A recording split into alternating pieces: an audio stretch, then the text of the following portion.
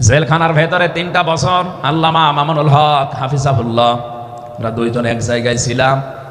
সকালে এবং দুপুরের খাবার আমরা এক জায়গায় খেতাম। মাঝে মাঝে আমারে বলতেন যে হামজা, বাইরে যদি আল্লাহ নিয়ে যায় কোনোদিন কাফেরের জানাজায় যাব না, পড়াবো না। আমারে বারবার জিজ্ঞাসা করেছি, ভাই আপনি কাফের পান কোথায়? বাংলাদেশে তো সেরকম কাফের আমরা দেখি না।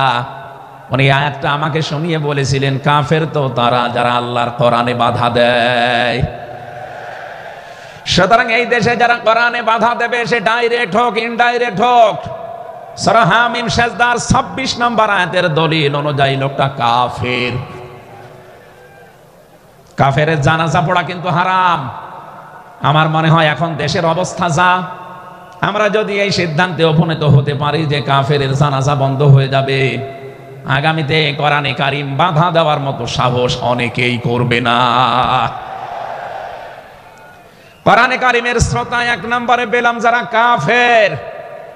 15.5 বছর থেকে শুরু করে 54 বছর আমরা যা দেখলাম, অনেকেই কিন্তু ডাইরেক্ট ইনডাইরেক্ট বাধা দিয়েছেন। এখনো যদি ওইরকম মানুষ থাকেন এই দেশে, আপনি তাওবা করবেন, আপনি সংশোধিত হয়ে যাবেন। আর যেহেতু এখন সংস্কার চলছে, আপনি নিজেকেও সংস্কার করে নেবেন। কোরআনের শ্রোতা হিসাবে আমরা 2 নম্বরে পেয়েছি তাদের নাম। আল্লাহ রাব্বুল আলামিন বলেন, ওয়াইযা কিলা লাহুম তাআলাউ ইলা মা আনজালাল্লাহু ওয়া ইলার রাসূলি রাআইতাল মুনাফিকিনা ইয়াসুদ্দুনা আনকা সুদুদা। সূরা নিসার 61 নম্বর আয়াতে আছে, হে নবী, মানুষদেরকে আপনি যখন বলবেন আসো আল্লাহর বিধানের দিকে আসো, রাসূলের জীবনের দিকে আসো, আপনি দেখতে পাবেন অনেক মানুষ শুনতে আসবে কোরআন, আপনার কথাও শুনতে আসবে, কিন্তু যখন দেখবে যে এগুলো কোরআনের সাথে আমাদের জীবনের মিল নেই, আর রাসূলের এই আদর্শের দিকে ডাকে, এগুলোর সাথে বাস্তবতা আমাদের মেলে না, রাআইতাল মুনাফিকিনা ইয়াসুদ্দুনা আনকা সুদুদা, আপনি দেখতে পাবেন ও মানুষগুলো আস্তে করে আপনার কাছ থেকে পেছন ফিরে কেটে পড়ছে। বলেন নাউজুবিল্লাহ। সুতরাং কোরআন শুনতে এসে যেগুলো যাদের জীবনে মিলবে না, এই মানুষগুলো যদি মন খারাপ করে, রাগ করে, যে কোনো কায়দায় চলে যেতে চান, আপনি মনে করবেন মুনাফিকের জার আপনার ভেতরে আছে। আল্লাহ আমাদের হেফাজত করুন, বলেন আমিন। 3 নম্বর শ্রোতার বর্ণনা পেয়েছি সূরা আনফালের 2 নম্বর আয়াতে। আল্লাহ পাক বলেন, ইন্নামাল মুমিনুনা আল্লাযীনা ইযা যুকিরাল্লাহু ওয়াজিলাত কুলুবুহুম وَإِذَا تُلِيَتْ عَلَيْهِمْ آيَاتُهُ زَادَتْهُمْ إِيمَانًا وَعَلَى رَبِّهِمْ يَتَوَكَّلُونَ। চিৎকার করে বলেন আল্লাহু আকবার। আল্লাহ পাক বলেন, আমার দৃষ্টিতে তো কোরআনের শ্রোতা আসল এবং মুমিন তারা, যাদের সামনে আমার নাম উচ্চারণ হলে তাদের অন্তরাত্মা কেঁপে ওঠে, আমার আয়াতগুলো তাদের সামনে তেলাওয়াত হলে এ মানুষগুলোর ঈমান ভেতরে যা আছে এটা আরো বেড়ে যায়। এখানে যাদাতহুম ঈমান আর ব্যাখ্যায় আমি দেখেছি, শরীরের পশমগুলো দেখবেন আপনি হঠাৎ খাড়া হয়ে যাবে, বাম স্তনের 2 আঙ্গুল নিচে একটা গোস্তের টুকরা আছে, ওটা কাঁপবে, কাঁপাকাঁপি করবে, একটা অনির্বচন শোক আপনি আলাদা অনুভব করবেন। এই 3টা যদি এখন আমাদের ভেতরে তৈরি হয়, আলা রাব্বিহিম ইয়াতাওয়াক্কালুন, বাড়ি যাওয়ার আগে এই সিদ্ধান্ত নিয়ে যাওয়া যাবে যে আল্লাহ ছাড়া আর কারো উপরে আমরা ভরসা করি না। বলেন সুবহানাল্লাহ। এই 3টা আয়াত দিয়ে আমি বোঝাতে চেয়েছি কাফের কারা, মুনাফিক কারা, আল্লাহর দৃষ্টিতে মুমিন কারা। 3 নম্বরে এই তরিকায় যদি আমরা এই 3টি গুণ অর্জন করতে পারি, আজকে আল্লাহর কথাগুলো শুনলে আপনার ভেতরে কাঁপ ধরবে।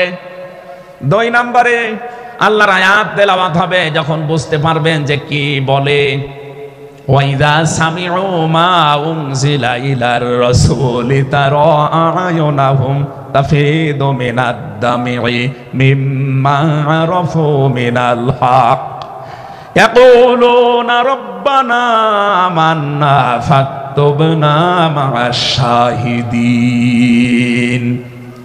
সূরা মায়েদা 7 নম্বর পারার 1 নম্বর পৃষ্ঠার 1 নম্বর লাইনের 83 নম্বর আয়াতে আছে। তাফসিরে ফি জিলালিল কোরআন থেকে শোনাচ্ছি, রব্বুল আলামিন বলেন, নবী আপনি যখন ওদের সামনে পড়বেন, আমার এই আয়াতগুলো যখন ওরা মন দিয়ে শুনবে, অনুধাবন করতে পারবে, উপলব্ধি করার যোগ্যতা যাদের আছে, আপনি দেখবেন ওদের চোখ দিয়ে মনের অজান্তে পানি পড়ছে। এখানে অ্যাক্টিভ হন আরো, কারণ কোরআন শোনার দুইটা নিয়ম আল্লাহ দিয়েছেন, ফাসতামিউ লাহু ওয়া আনসিতু। শুধু শোনা না, তাহলে সামিয়া দিতেন। আল্লাহ ফাসতামিউ দিয়েছেন, এজন্য মনোযোগ সহকারে শুনতে হবে। আজকের তেলাওয়াতকৃত আয়াত থেকে আমরা তাফসীর আকারে কথা বলবো ইনশাআল্লাহ। 2 নম্বরে চুপ থাকা লাগবে। আমি এখনো অনেককে দেখতে পাচ্ছি এদিকে ওদিকে তাকাচ্ছেন, গল্প করছেন। আশা করছি কোরআনে বর্ণিত আল্লাহর এই 2টা নির্দেশ আপনি মেনে নেবেন।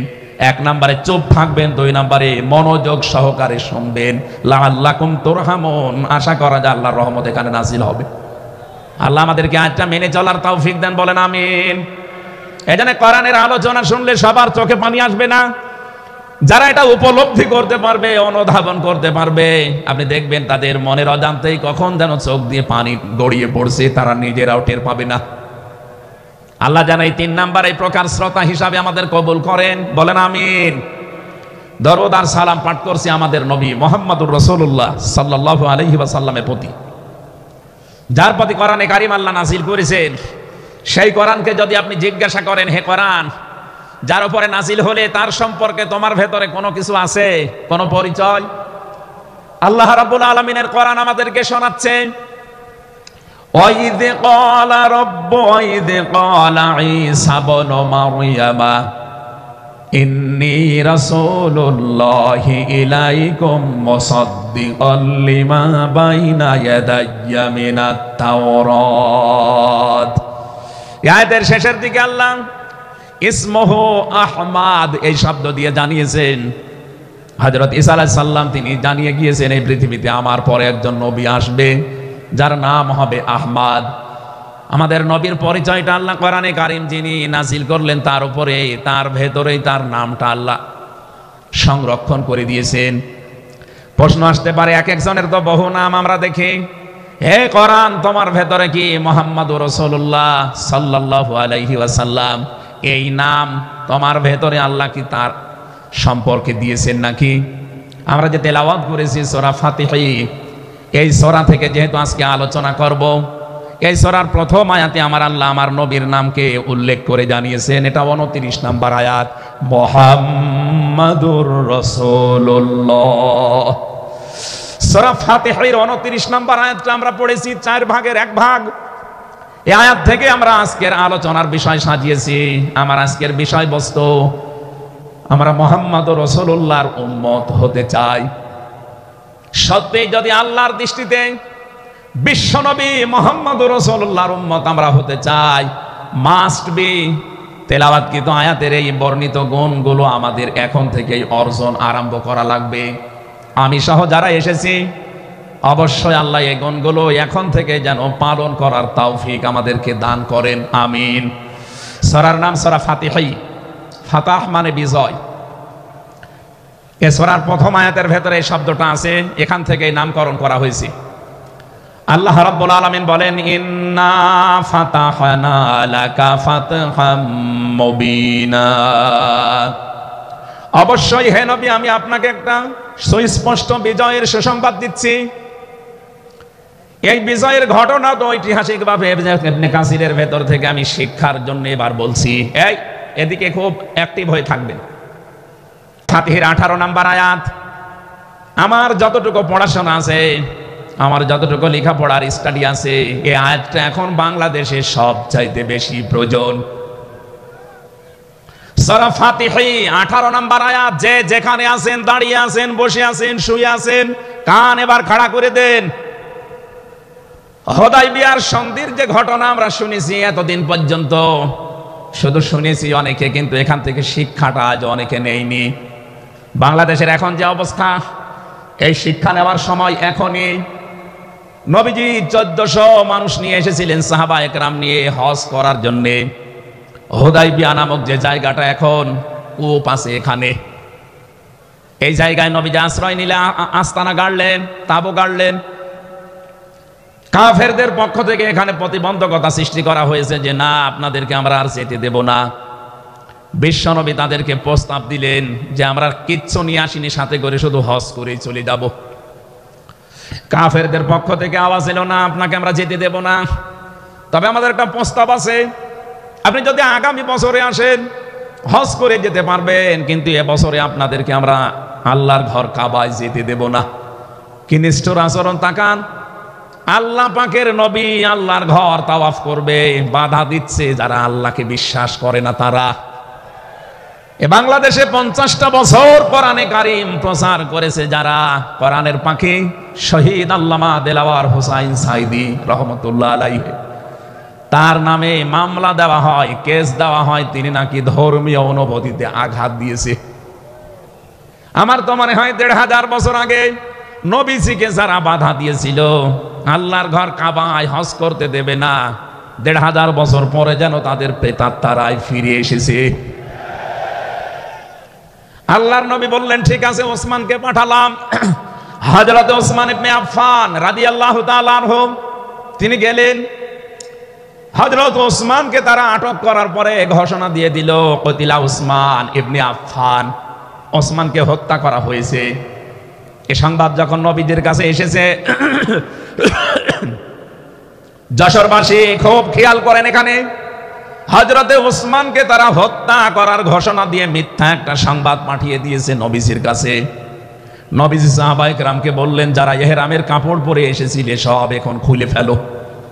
সাহাবায়ে কেরাম বলেন হে রাসূল, ইহরামের কাপড় খুললে হজ? বলে হজ আগামী বছর। ও বাংলার মুসলমানেরা, আমি কেন বলছি এই আয়াতটা 2-1 মিনিট পরে আপনি টের পাবেন। দ্বিতীয় নম্বর, নবীজি বললেন আজকে রমজান মাস, এটা এ রমজান মাসের এখন আর আধা ঘন্টা 1 ঘন্টার সময় আছে মাত্র ইফতারি করার, এখনই ভেঙে ফেলো, ইফতারি করে ফেলো। দরকার আগামীতে রোজা আবার রমজান সিয়াম আবার করে দেওয়া যাবে। যে দুইটা সিদ্ধান্ত নিলেন দুইটাই ফরজ, একটা রোজান একটা হজ। নবীজি কিন্তু জানতেন ইহরামের কাপড় খুলে ফেললে হজ ভেঙে যাবে, আর একটু পরেই তো ইফতারি করলে রোজাটা হয়ে যায়। বিশ্ব নবী বলেন না এক্ষুনি রোজা ভেঙে ফেলো। আবার বলছে কান খাড়া করেন, আমি কিন্তু 2 মিনিটের ভেতরে জায়গায় যাব। এত বড় দুইটা বড় বড় ফরজ বিধান নবীজি লঙ্ঘন করছেন, কারণটা কি? কারণ একটাই, ওরা একজন নিরপরাধ মানুষকে আটক করে হত্যার ঘোষণা দিয়েছে। আপনি বাংলাদেশকে 15.5 বছরের সাথে ওই ঘটনাটা মিলান। একটা নিরপরাধ মানুষ মাত্র একজন, তাকে আটক করে হত্যার ঘোষণা দেওয়ার কারণে যদি নবী মুহাম্মদ রাসূলুল্লাহ হজ ছেড়ে দিতে পারেন, রোজা ছেড়ে দিতে পারেন, তিনি ওই বাবলা গাছের নিচে হাত দিলেন। সাহাবায়ে কেরামকে বললেন আমার হাতের উপরে সবাই হাত লাগাও, আমি আজকে তোমাদেরকে বায়াত গ্রহণ করাবো, শপথ নেব তোমাদের কাছে।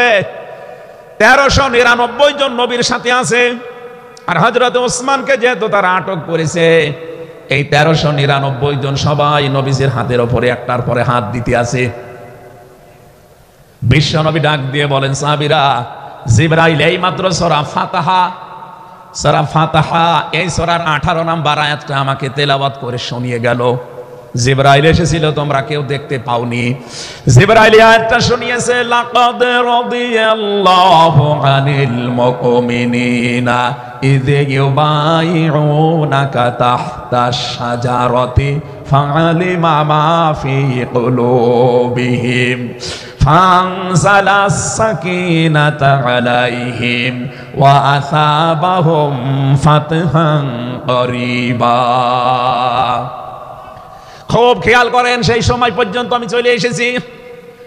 নবীজি নিজের বাম হাতটা সাহাবায়ে কেরামদের উপরে রেখে বললেন, সাহাবীরা আজকের এই বায়াতের উপরে, শপথের উপরে আল্লাহ পাক নিজেই জানিয়েছেন যে তিনি রাজি হয়ে গেছেন। আয়াতটা শুরু করার আগে আল্লাহ দুইটা তাকিদ দিয়েছেন, লাম এবং কদ। লাকাদ রাদিয়াল্লাহু আনিল মুমিনিন, আল্লাহ পাক বলেন আমি নিজে মুমিনদের উপরে অবশ্যই অবশ্যই রাজি হয়ে গেছি। রাজি হব না, হয়ে গেছি।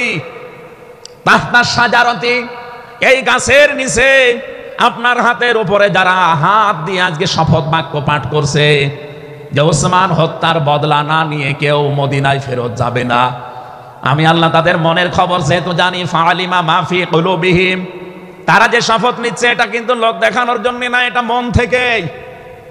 ফানসালাস সাকিনাতা আলাইহিম, তাদের উপরে আমি আল্লাহর প্রশান্তি নাযিল হয়ে গেছে অলরেডি।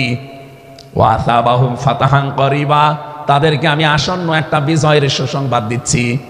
সুতরাং এই বায়াতের রিদওয়ানের উপরে যেহেতু সবাই হাত দিয়েছে, ওসমানের হাতটা এখানে নেই, হে নবী আপনার বাম হাতটা উপরে তুলে ধরেন, এইটাই আমি ওসমানের হাত হিসাবে মেনে নিলাম। তার মানে 1400 মানুষের উপরে আমি আল্লাহ অলরেডি রাজি হয়ে গেছি। আমার মুসলমান ভাইরা, এবার আমি খেয়াল করার জন্য আরেকবার বলছি, এইটা বলার জন্য আমি এতক্ষণ ঘুরছিলাম। একটা নিরপরাধ মানুষকে ওরা মিথ্যা তথ্য ছড়িয়েছে যে আটক করা হয়েছে, মেরে ফেলা হয়েছে, হত্যা করা হয়েছে। নবীজি একজন মানুষের জীবনের বদলা নেওয়ার জন্য 1400 মানুষকে তিনি বায়াত করাচ্ছেন, শপথ বাক্য পাঠ করাচ্ছেন। একটু খেয়াল করেন তো, একজন মানুষের জীবনের জন্য জীবন দিতে প্রস্তুত 1399 জন, আর নবী সহ। এমন বাক্য তিনি পাঠ করিয়েছেন, এমন শপথ নিয়েছেন যে আল্লাহ অলরেডি রাজি হয়ে আয়াত নাজিল করছেন। নবীজি বললেন ওরা ওসমানকে হত্যা করেছে, ওসমান একজন নিরপরাধ মানুষ। একটা নিরপরাধ মানুষকে বিনা কারণে আটক করে হত্যা করেছে, ওদের কোনো ক্ষমা নেই। আমরা আজকে এই 1400 মানুষ শপথ নিলাম, ওদেরকে হত্যার প্রতিশোধ না নিয়ে আমরা কোনোদিন আর মক্কা মদিনায় ফেরত যাব না। আমার তো মনে হচ্ছে বাংলাদেশে এখনো বহু মানুষ বিনা কারণে যাদেরকে হত্যা করা হয়েছে, নিরপরাধ মানুষগুলোকে ফাঁসির কাস্টে ঝোলানো হয়েছে, কত মানুষকে মৃত্যুর দিকে ঠেলে দিয়েছে। এখনো জিন্দা শহীদ জনাব এটিএম আজহারুল ইসলাম এখনো জেলখানায় পচতেছে। বানানো বিচার ব্যবস্থা, বানানো বিচারপতি, নিজেদের উকিল, নিজেদের পিপি, নিজেদের সাক্ষী, নিজেদের রায় সব দিয়ে একটা মানুষকে আর 17 বছর আপনি আটক করে রেখেছেন। আমার তো মনে হয় এখন সময়ের দাবি। সূরা ফাতিহা থেকে যেহেতু তাফসীর শুনছেন, আজ এই বাংলার 18 কোটি জনগণের উপরে যদি আল্লাহ পাক খুশি হতে চান, এই নিরপরাধ মানুষগুলোকে জেলখানা থেকে মুক্ত করা লাগবে।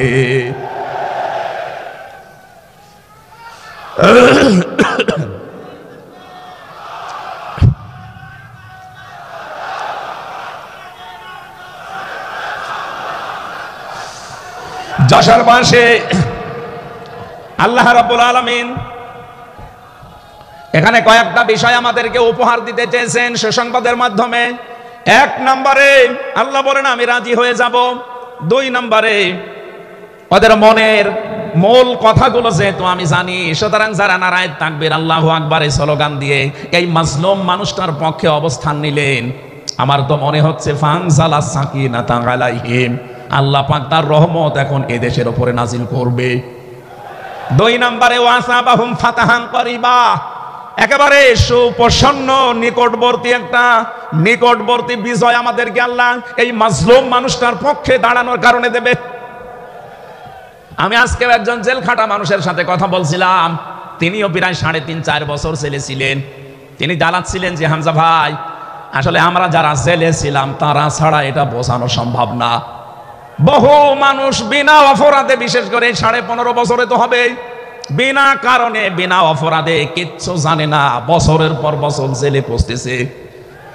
ওরা যদি একজন নিরপরাধ মানুষকে মিথ্যা কথা ছড়িয়ে দেওয়ার কারণে নবী যেরকম সিদ্ধান্ত নিতে পারে, আজ বাংলার 18 কোটি মানুষ দল বেদল সব ভুলে গিয়ে নিরপরাধ যত মানুষ জেলে ভর্তি আছে, খুন হয়েছিল যারা, এদের পক্ষে দাঁড়াতে যদি সত্যি আপনি মন থেকে এগিয়ে আসতে পারেন, আল্লাহর কসম আমাদের সামনে আল্লাহ বিজয় দেখাবেন। বিজয় আমরা দেখতে পাচ্ছি সূরা কসস 20 নম্বর পারার 4 নম্বর পৃষ্ঠার 15 নম্বর লাইনের 5 নম্বর আয়াত। বাড়িতে যে আয়াতটার তাফসীর দেখবেন, আল্লাহ রাব্বুল আলামিন বলেন নুরিদু আন নামুন্না আলাল্লাযীনা ইসতাদঈফু ফিল আরদ ওয়া নাজআলাহুম আইম্মাতাও ওয়া নাজআলাহুমুল ওয়ারিসিন। আমি আল্লাহ একটা ইচ্ছা করলাম, হাজার বছর আগে হে নবী, এই পৃথিবীর ময়দানে ফেরাউন নামে একটা লোক ছিল। রাষ্ট্রীয় ক্ষমতায় থাকার কারণে ওই দেশে বিভিন্ন দলে বিদলে বিভক্ত করে মানুষকে রেখেছিল, আর একটা দলকে সে টার্গেট নিয়ে কোণঠাসা করে, ছোট করে, হীন করে রেখেছিল। সেই দলটা ছিল মুসা নবীর দল। আমি আল্লাহ একটা ইচ্ছা করলাম, জমিনের উপরে যাদেরকে দুর্বল করে রেখেছে ফেরাউন, এই দুর্বল দলের উপরে আমি আল্লাহ মনন করব। মনন মানে অনুগ্রহ করা, দয়া করা। আমি আল্লাহ দয়া করব তাদের উপরে, মনন করব। এই কারণে, কারণ আমি তাদেরকে জমিনের শাসন ক্ষমতায় বসাতে চাই, জমিনের উত্তরাধিকারী তাদেরকে বানিয়ে দিতে চাই।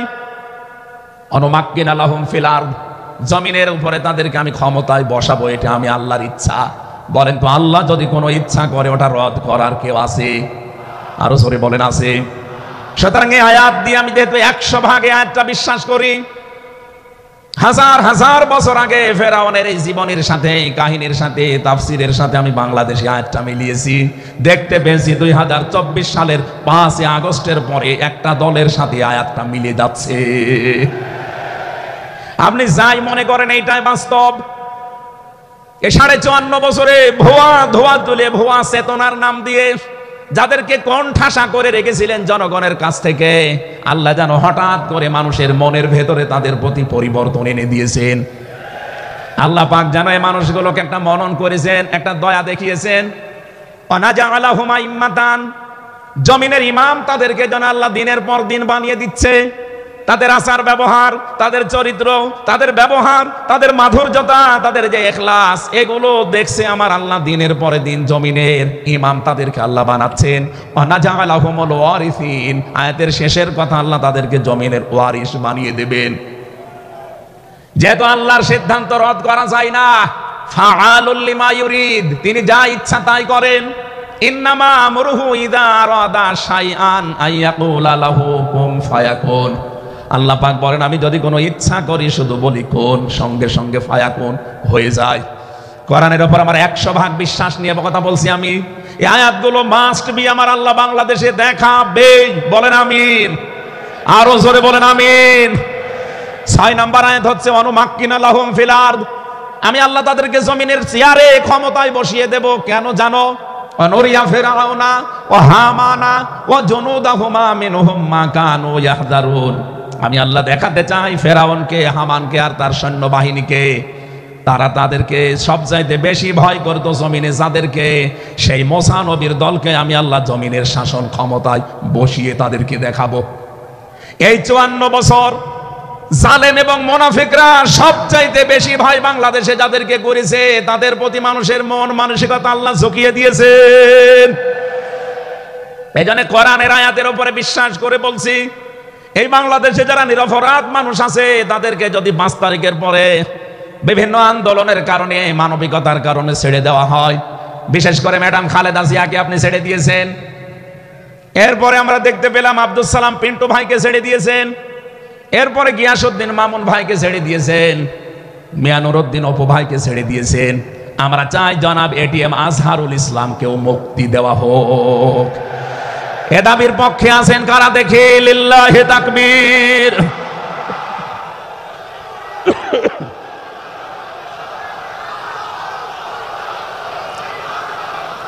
আলহামদুলিল্লাহ। ভাই আমি আয়াতটা পড়লাম এই জন্যে, 1500 বছর আগে একটা নিরপরাধ মানুষের পক্ষে দাঁড়ানোর কারণে যদি আল্লাহ এতগুলো সুসংবাদ দিতে পারে, সাকিনা নাজিল করা, সুপ্রসন্ন, একেবারে নিকটবর্তী বিজয় দেওয়া, আমরা যদি আজ নিরপরাধ মানুষগুলো যারা আজ জুলুমের শিকার হয়ে 15.5 বছর 17 বছর মানবেতর জীবন যাপন করছে, আমি তো 3 বছর তার ভুক্তভোগী।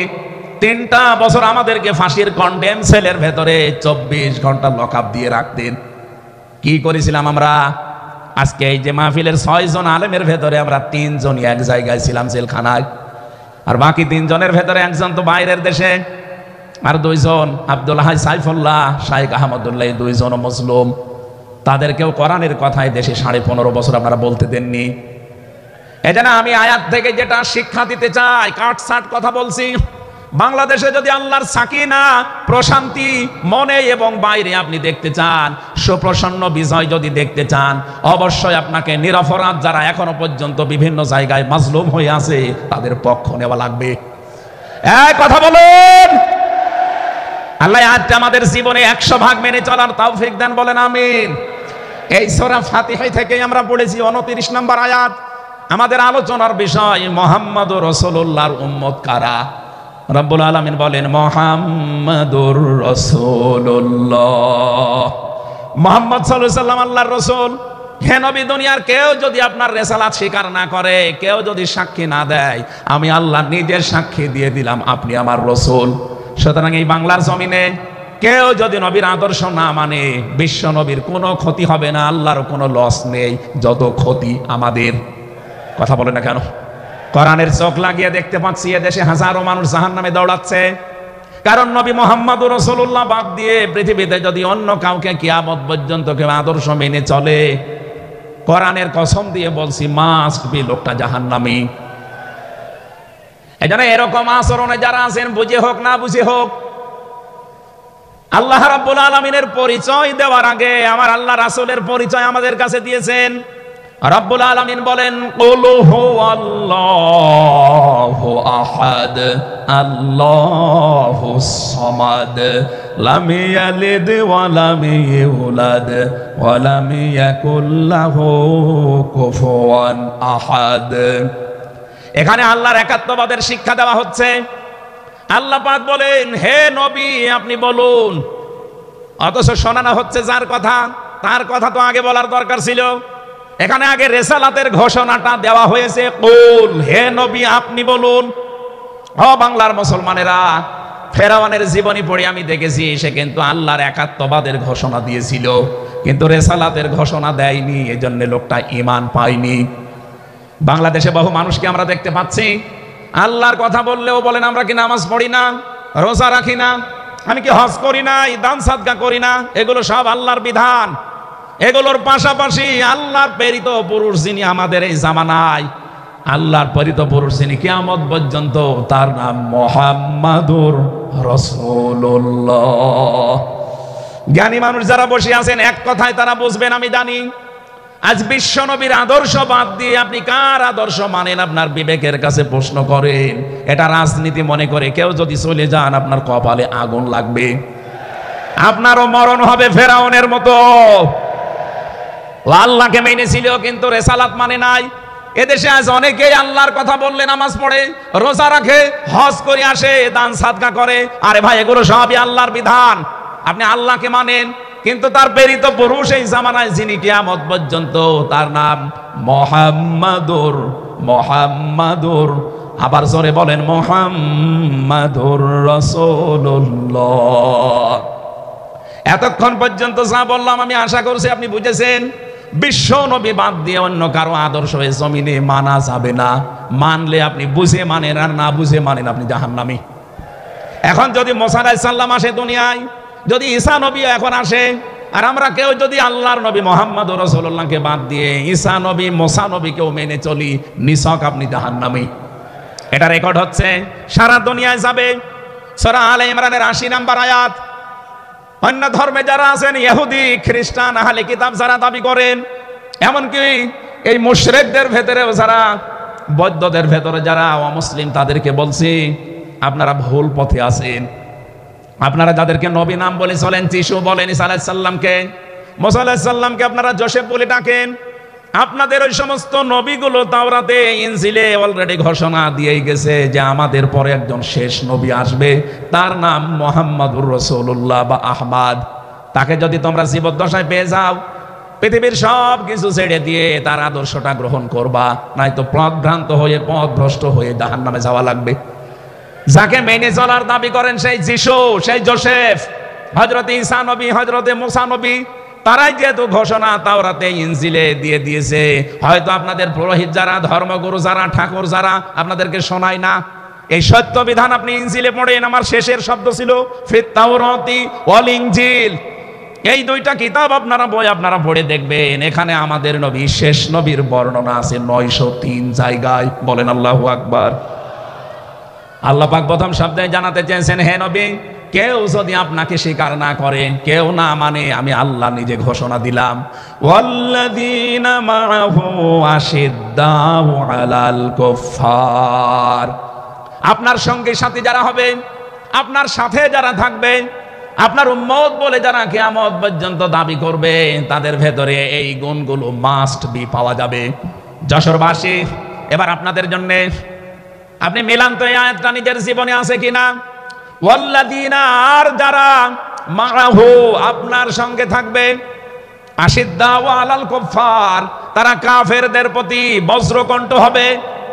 কালকে মাওলানা মামুনুল হক, আমি ছিলাম কালকে চট্টগ্রামের ফেনীতে, একটু লাইভ দেখেছি। উনি কিন্তু শেষের দিকে এটা জানিয়েছেন, ওঠো বজ্রমুঠি করো, ঘোষণা দাও।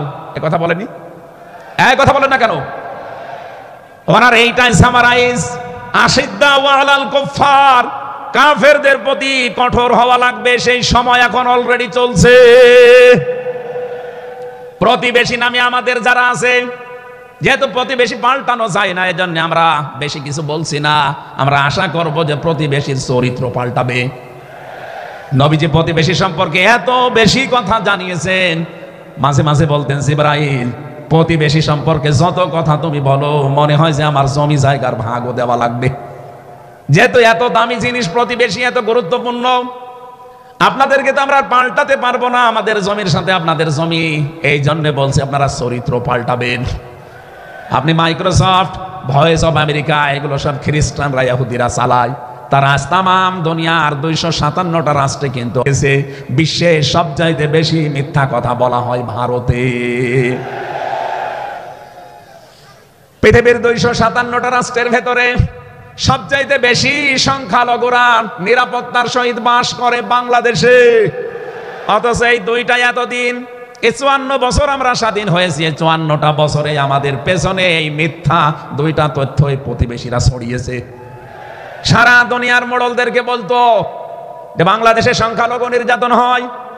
এদেশের গোবিন্দ পরামানিক, কুমার কি সেন যেন, কয়েকজন মিলে তারা বিবৃতি অলরেডি মাঝে মাঝাই দিচ্ছে যে আগস্টের 5 তারিখের পর থেকে বাংলাদেশে আমরা সবচাইতে বেশি নিরাপত্তায় আছি সংখ্যালঘুরা। এখনো তো কোরআনে কারিম এই দেশে কায়েম হয়নি। আমি কোরআনের এই অনুষ্ঠান থেকে আপনাদেরকে গ্যারান্টি দিতে পারি, আল্লাহর কসম, কোরআনে কারিম যদি এদেশের রাষ্ট্রীয় ক্ষমতায় চলে আসে, বাংলাদেশের সবচাইতে বেশি নিরাপদে থাকবে সংখ্যালঘুরা। একজন মুসলমানের মাথায় যদি কেউ আঘাত করে, একটা গুনাহ হবে। একটা অমুসলিমের গায়ে যদি কেউ আঘাত করে, ডবল গুনাহ হবে। বাংলার মুসলমানেরা অনেকে মনে করেন যে এটা মনে হয় নতুন হাদিস। না, আপনি একজন মুসলমানকে আপনি মারলেন, আপনার নিজের ভাই সে, আল মুসলিম আখুল মুসলিম, কিন্তু অমুসলিম আপনার ভাই, এ কথা কোরআনেও নেই, হাদিসেও নেই। কি কথা বলেন এখন? 3টা বিষয় যদি কারো ভেতরে পান, সে যেই হোক। 1 নম্বরে কেউ যদি আমার কেবলাকে কেবলা মনে করে, ফাহুয়া আখি, সে আমার ভাই। 2 নম্বরে আমার জবাই করা জিনিস যদি সে খেতে চায়, ফাহুয়া আখি, সে আমার ভাই। 3 নম্বরে সে যদি আমার মতো নামাজ পড়ে, সে আমার ভাই। সুতরাং এই 3টা বিষয় সামনে রেখে আমরা এই দেশে যারা আছি, মতের হয়তো মিল নেই, দলের হয়তো নামের মিল নেই, কিন্তু এই 3টা বিষয় যারা মানবেন, আমার মতো নামাজ পড়বেন, আমার কাবাকে কাবা মনে করবেন, আমার জবাইকে তো ব্যস্ত আপনিও খাবেন, এটা যেই হোক, এই দেশে আমরা সবাই তাকে ভাই ভাই ভাই মনে করি। কথা বলেন ঠিক কিনা? এই 3টার বাইরে যারা আছেন, তারা তো আর আমার ভাই না। তাদের সম্পর্কে কি? তারা আমার এই দেশের আমানাত। 1 নম্বরে এই সংখ্যালঘু যারা আছে, হিন্দু হোক, খ্রিস্টান হোক, বৌদ্ধ হোক, মুশরিক হোক, যাই হোক, যারা আছে তাদের উপর যদি আপনি অত্যাচার করেন, তাদের মন্দির ভাঙেন, তাদের দেবতাকে গালি দেন, তাদের মাথায় বাড়ি দেন, চাঁদাবাজি করেন, 1 নম্বরে জুলুমের গুনাহ হবে, 2 নম্বরে আমানতের খেয়ানতের গুনাহ হবে। এই জন্য আমরা সাবধান থাকি। আগস্টের 5 তারিখের পরে আমরা অনেকের চরিত্র একটু ওলটপালট দেখতে পাচ্ছি। আশা করছি আপনি থামবেন, নয়তো কিন্তু বদনাম হয়ে যাচ্ছে। আপনি গোয়েন্দা বিভাগের খোঁজ রাখেন, তারা কিন্তু সব নখদর্পণে রেখেছে, কে কি করছে এটা সব তারা দেখছে। এই জন্য আমরা এমন কোনো আচরণ না করি, আপনার নিজের ভুলের কারণে নিজের পায়ে আবার কোড়াল লেগে যায়। তারা সব দেখতে পাচ্ছে এই 4.5 মাসে কারা মানবতার জন্য কাজ করে, কারা দেশের জন্য কাজ করে, কারা এই 2780 জন মানুষ হাসপাতালের বেডে কাতরাচ্ছে, এদের কাছে কারা গেছে, সব খোঁজ তাদের কাছে আছে। 2732 জন মানুষ হত্যা হয়েছে একজনের নির্দেশে। এতগুলো শহীদ পরিবারের পাশে কারা কারা দাঁড়াচ্ছে, সব তাদের কিন্তু ডকুমেন্ট আছে। এই জন্য আপনি মনে করছেন আমি ডুবে ডুবে জল খাবো, ঘোলা পানিতে মাছ শিকার করব, কেউ কিছু টের পাবে না, কখনো না। সব তাদের আয়ত্তের ভেতরে আছে। এই জন্য এমন কাজ করা দরকার আমাদের, আগামীতে যেন শুধু ওই 14 দল বাদ দিয়ে আমরা যারা মাজলুম আছি, এই মানুষগুলো যেন রাষ্ট্রের দায়িত্ব পায়, আর কোরআন আর হাদিস দিয়ে বাংলাদেশের 56,000 বর্গ মাইল চলে। কারা কারা রাজি আছেন দেখে? লিল্লাহি তাকবীর।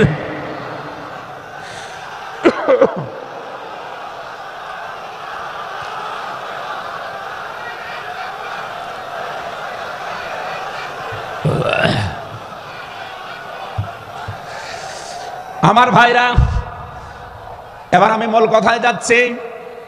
মুহাম্মদ রাসূলুল্লাহর উম্মত হতে হলে আমাদেরকে বজ্রমুষ্টি হওয়া লাগবে, ঐক্যবদ্ধ হওয়া লাগবে। যারা নবীর উম্মত, কাফের যারা, তাদের বিরুদ্ধে।